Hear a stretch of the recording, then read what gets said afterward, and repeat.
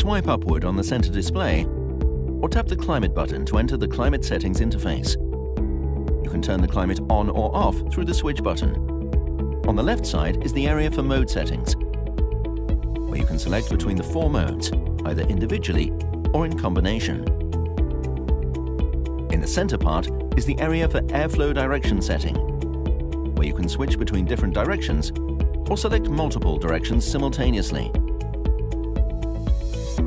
By tapping the air circulation icon, you can switch the air circulation in the vehicle to internal, automatic, external, as required. The Sync/Unsync button is used to toggle the climate settings for the driver and the front passenger between sync and unsync operation, which can also be done while adjusting the temperatures. Tap the Settings button to enter the Climate Settings interface, where you can change settings for other climate functions.